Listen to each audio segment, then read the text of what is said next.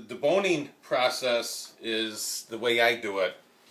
I get my duck and my chicken, and I debone those. I deboned these 3 weeks ago, and then I froze them. I like to do the chicken and the duck first because then it gets me refreshed in terms of how I've got to debone the turkey. You could be a little sloppier with this. With the turkey, you don't want to be sloppy because when you put it together, you want it to be whole. You don't want holes through the skin and everything else. So you can be a little bit less precise with the duck and the chicken. By the time you get to the turkey, you want it to be as precise as possible in terms of not penetrating the skin. And these are totally boned. What I do with the turkey is I take out the first, and the wings and the legs, I take out the first bone. Some people will say take them all out, some people don't take them all out, but these create a good, this dark meat area creates a good area for stuffing in, and it also helps the structure of the bird when you put it together, because ultimately when you put it together, you do want it to look somewhat like a turkey, even though it's not perfect, but that's the whole idea.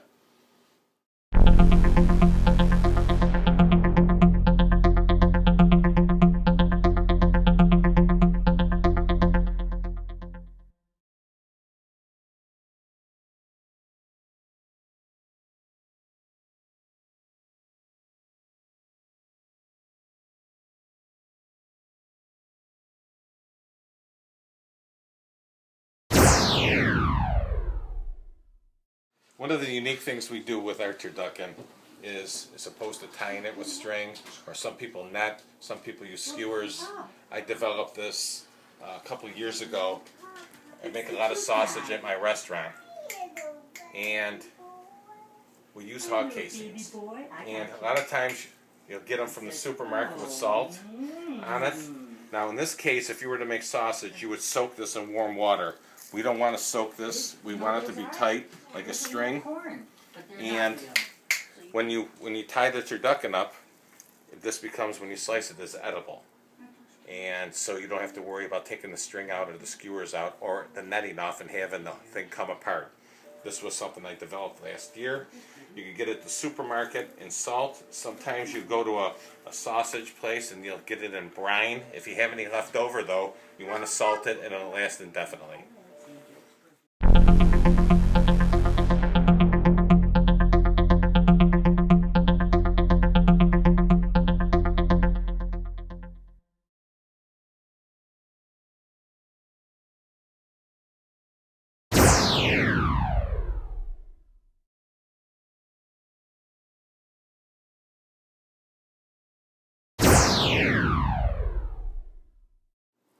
Okay, so part of the turducken is, now that everything's deboned, is the stuffing. The stuffing is an arbitrary thing. You could use cornbread, you could use your old family recipe. What I choose to do is our family recipe.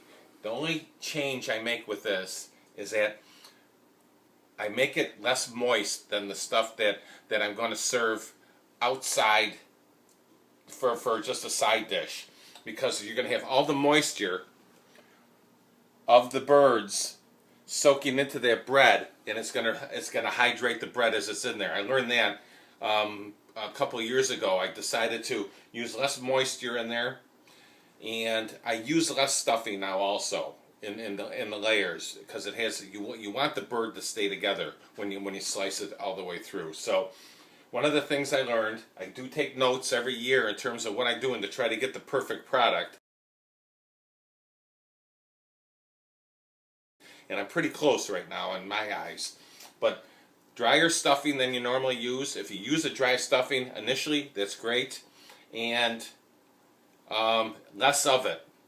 And what I'll explain to you when we start putting the stuffing in, you don't want to go all the way to the edges, because when you go and you put your birds on there, when you roll it up, you want the meat to touch meat. If the meat's touching stuffing, when you slice it, it's going to want to open up. But if you've got meat touching meat, it'll have a tendency to bind together better. And the key is, to me, with this whole process, is when you slice this down, you want the slice to stay whole. You want to see all the layers. You don't want it to fall apart in a million different directions. So these tips are the ones I'm giving you to go, and when you take your electric knife and you cut through it, you're going to have a nice, perfect piece of turducken that you display on the, and everybody gets to take their piece, and you get all the different flavors.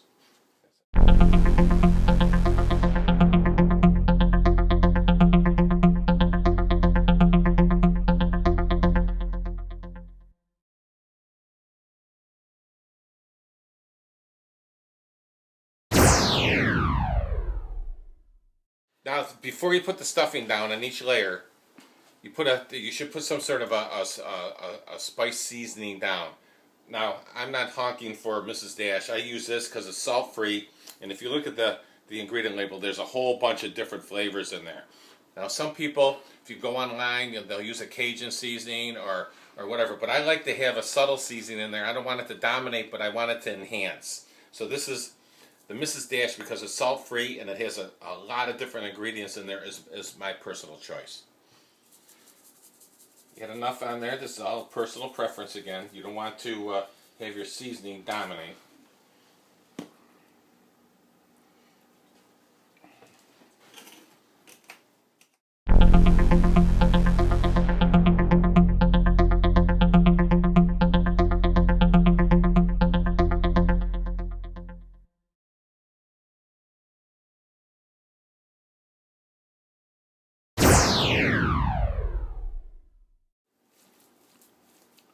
I like to stuff the cavities first that have been created.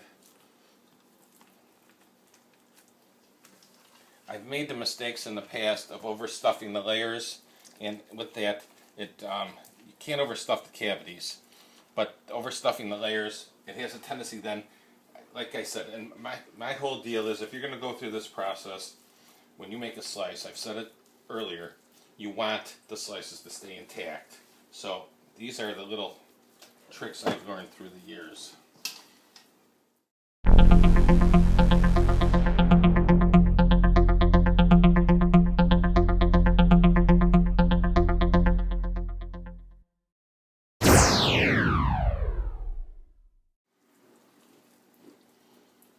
Okay, so turkey, seasoning, Duck, you want to dressing, turkey, seasoning, dressing, and then the duck goes on. Yes. Now you want to line the breast, obviously, with the breast on the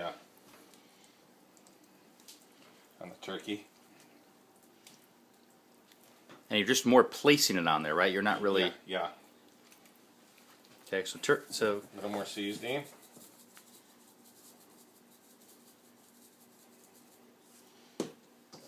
Another not too thick layer. I want to leave an edge where the meat's exposed. Right here. I don't want to go all the way to the end, because when I bring it together, I do want the meat to touch. It helps keep it bound together.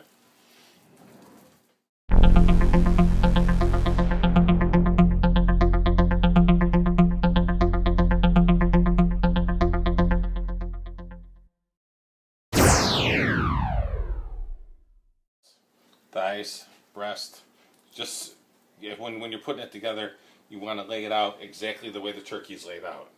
You're trying to try to get, where the wing and the thigh portions are all aligned.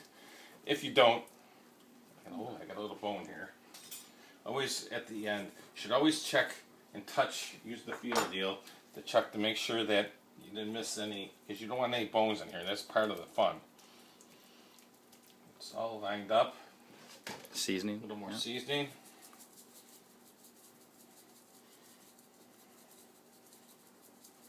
Just going to zoom in here to see this. There's really not a lot of ton of seasoning on there.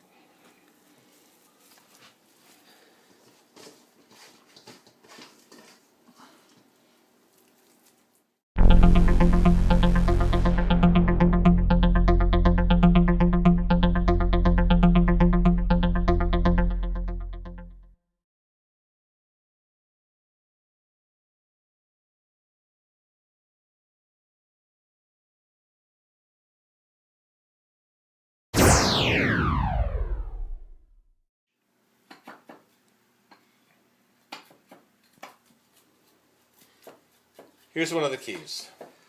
Hog casing to tie it up. It seems crazy, but it works. You don't have to cut it out. You cut through it. You're going to need a needle. I got this from a fabric store with a wide eye. Now, if you got a salted casing, you don't want to, if you're making sausage, you want to hydrate it and you put it in hot water or warm water for 15-20 minutes. This, you just want to rinse the salt off. You want it to be less pliable, and it holds together, the knots will hold together better.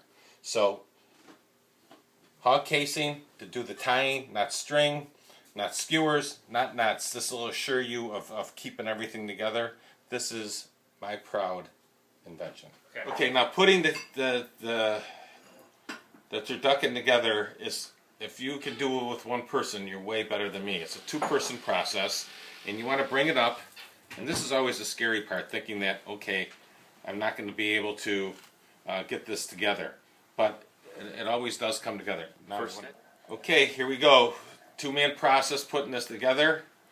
I don't think too many people can do this on their own. If you can, like I've said before, you're way better than me. Now, you like to get one side. First stitch right here? Stitch, yep.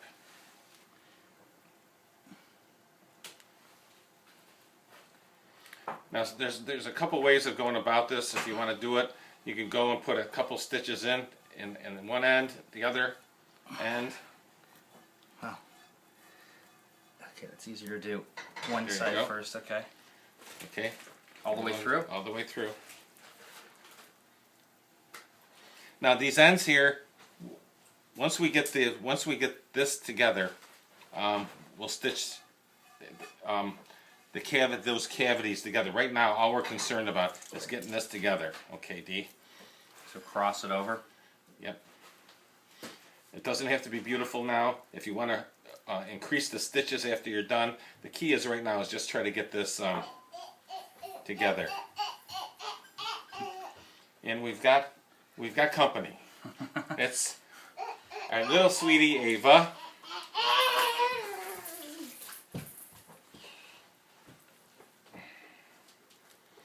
Stitching again. Doesn't have to be beautiful. This is the downside when you put it down.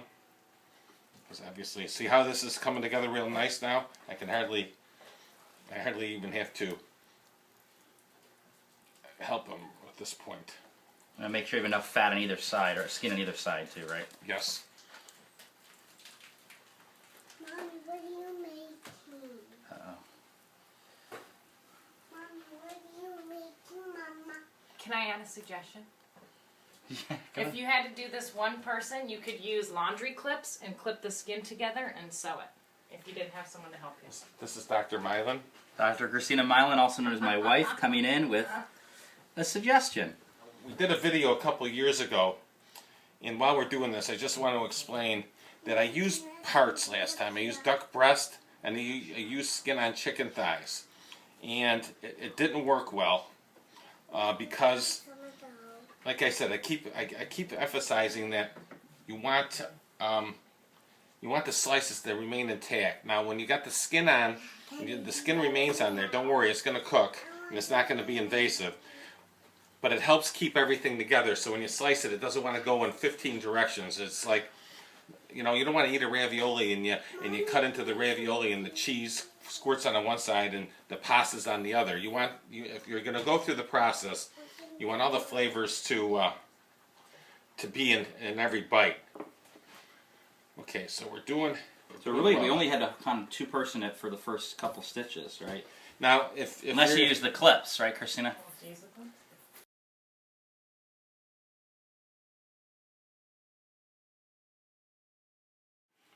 Well, now that we got it together, I want to go and I'm going to bring this up and I want to get this top cavity stitched up. Now, so this will give us the double stitch coming up, which will help. So you're just kind of tightening it up and bringing that stitch all the way up to the top. Yes. Okay, this is a pretty critical part, right? Because you want to make sure this keeps everything in. Well, yeah, you got to seal it totally. So, however you go about doing it, some people will go into some stitches on each end and then finish it up. I like to sort of do it get the thing together, and then come back to the cavities. And then if you get to the cavities and you think you need a little bit more stuffing, it's a good time to do it.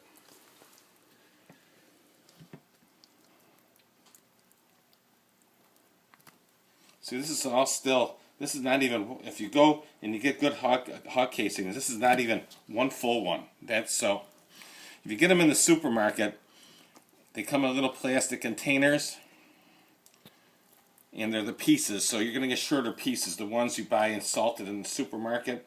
These, if you go to a place that makes their own sausage, they're normally very happy to sell these to you. How much can you get them for? They're probably, you're going to get they're about $15 a pound, but you only, if you don't even need a quarter pound. You need a couple of strands. That's all you really need. So the last little bit putting together. There's no real rhyme or reason here. You're sort of just, yeah. There's no pattern, and you're just kind of doing it, right? Yeah, you know, you gotta play it by ear. What's the advantage of using this? Remind everybody again, advantage of using this technique versus string or rope or anything else like that. This is edible. When you cut through it, you don't have to take it out. That's so this will cook. It's like a sausage. You don't have to take the casing off when you eat sausage, any kind of sausage. It cooks. Now this is going to be in the oven a long time. You won't even know that this is on there. I've done the string. You've got to take the string out before you cut it. And it has a tendency to want to fall apart then.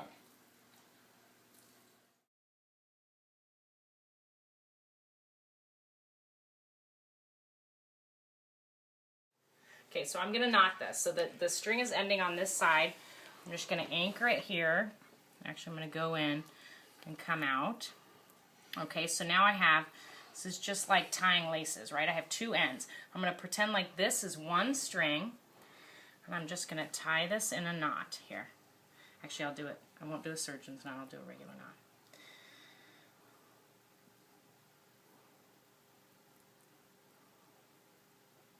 So I'm doing square knots so it doesn't come out. I don't know how many knots you need, but I think that's that should funny. be good. Yeah. And there you have it.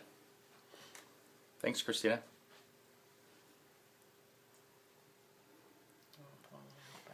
This is what 7 years of going to medical school will do. Well, it didn't take me 7 years to go to med school. It's 4 years. But then 4 years of residency and 3 years of fellowship. We are going to have to, this has to be trussed afterwards. So this is just a finishing, kind of tying up the head end or the tail end. Just cleaning things up a little bit, right? And make sure it's sealed.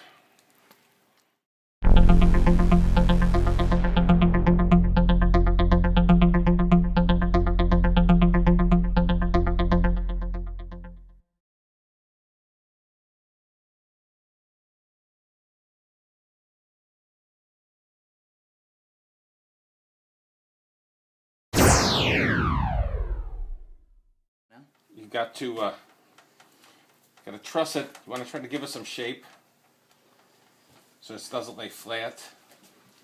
Use sort of a butcher's type of knot.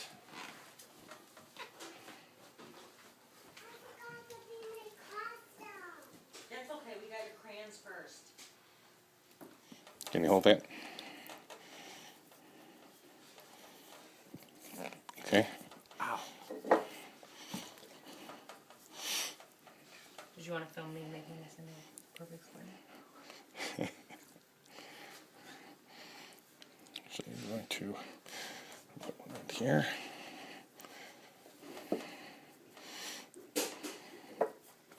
And you do that knot twice, right? You kind of twist it around Yeah, twice. it's sort of like a butcher way of doing it. At this stage too, your hands are getting a little greasy. You could do this with one person, but two, it makes it a heck of a lot easier, right? Yep.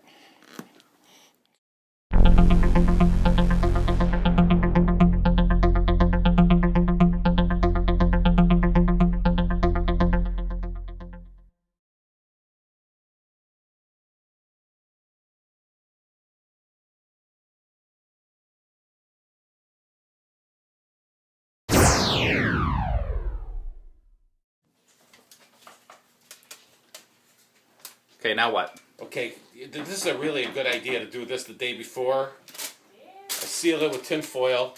I do like to bake it. Starting out now, everybody's got a little different way. 250 for a while, 225, 275. Every year I do it a little different. I keep a chart of because I do put an oven probe thermometer in there, so you want your internal temperature to be about 165, 170 in the middle. And I keep track of how long that takes every year. That depends on how cold they are, the size of the bird, the whole deal. So you're probably talking about an 8-hour process, maybe longer.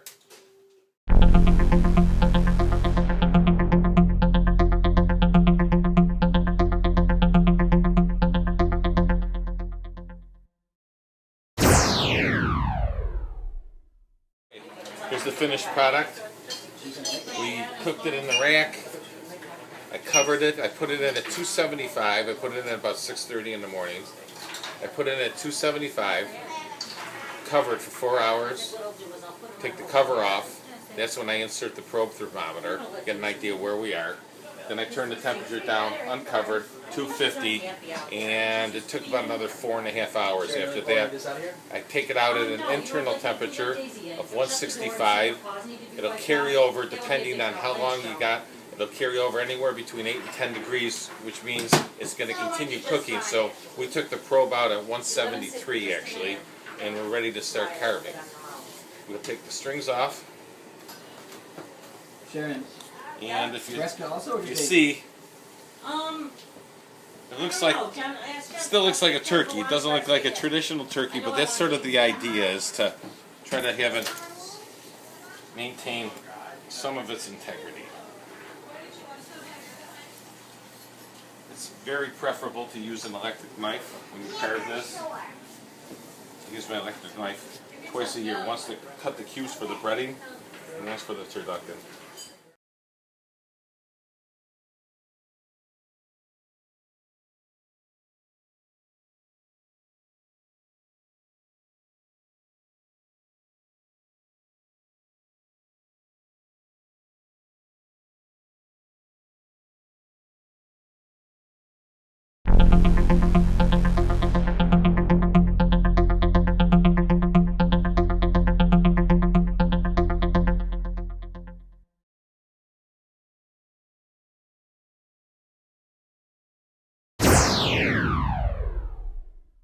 Okay, now we're ready for the final process. I like to cut the legs and the wings off. This is going to be obviously all solid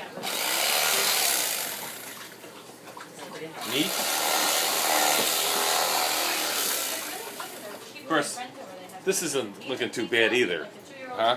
If you're into eating the leg. There you go. Got these pieces. Can't even imagine anybody wanting those right now. And we're going to cut this open in the middle. I'm going to see exactly what this guy looks like.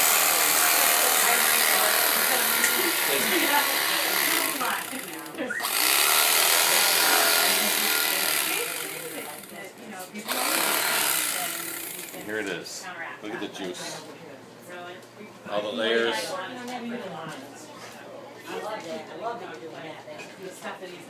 And that's it. Notice with the hog casing, didn't have to take the string out of the bottom. It's all edible. And we're ready to slice and serve.